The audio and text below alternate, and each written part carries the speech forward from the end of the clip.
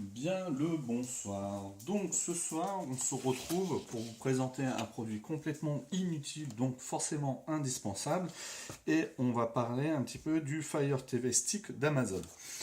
Donc c'est un produit qui existait déjà aux États-Unis, qui est un peu plus avancé aussi aux États-Unis parce que ils ont une version avec leur assistant, l'assistant d'Amazon Alexia intégré.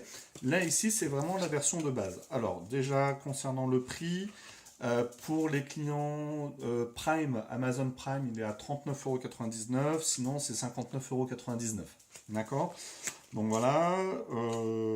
Qu'est-ce que c'est que ça? C'est une clé HDMI sur lequel tourne Android.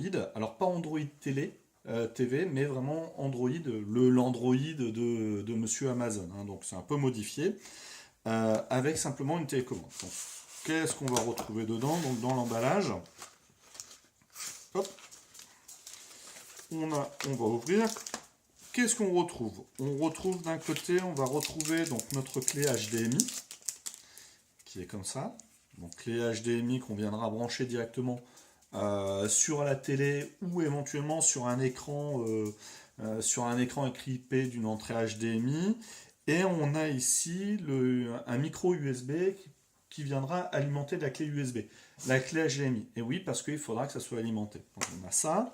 On a une petite télécommande. Donc c'est une télécommande en Bluetooth sur le stick avec classique le petit pur curseur. On peut appuyer ici au milieu, les boutons avance rapide, pause, maison, retour en arrière et menu. On a ici un petit chargeur. Donc c'est du quoi? C'est du.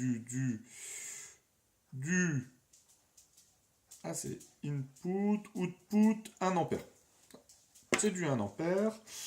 On a ici le manuel. Là, ici, on a le petit cordon parce que forcément, comme votre clé, vous devez la mettre sur la prise HDMI. Hein, moi, à la maison, par exemple, ma télé est collée contre mon mur. Donc, je ne peux pas mettre ma clé comme ça.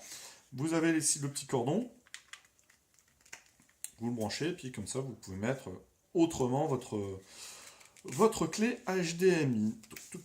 On a ça, on a le petit papier, le petit manuel, et ah, oh, il est bien long. C'est une bonne idée. Le câble d'alimentation est bien long. Donc ça, c'est pour le contenu de la boîte. Alors, ça vous permet un petit peu de faire quoi?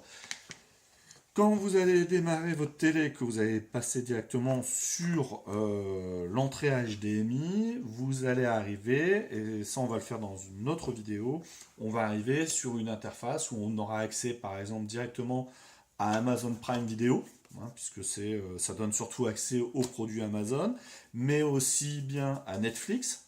Alors pourquoi je vous disais que c'est pas de l'Android TV, mais c'est de l'Android? Parce que par exemple l'application Netflix de base on ne peut pas l'avoir sur une Freebox Mini. On est obligé de faire une bidouille, etc.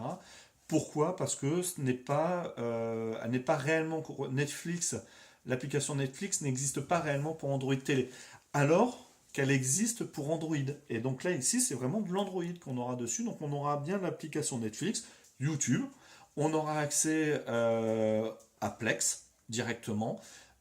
Plex, c'est un serveur multimédia, ça, je vous en parlerai plus tard si vous voulez, Spotify, Deezer et compagnie. Donc voilà. Donc, et vous allez pouvoir lancer vos applications et travailler et regarder directement Netflix. D'accord?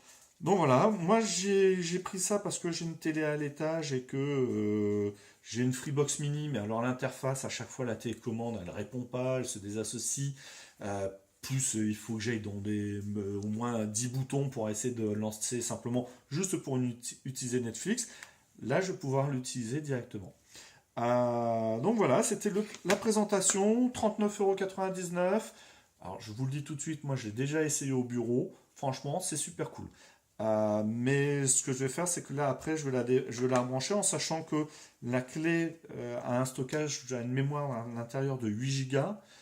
Sur les 8 Go, il y a 5 Go de libre. C'est un processeur Quadri, la résolution maximum, c'est du Full HD.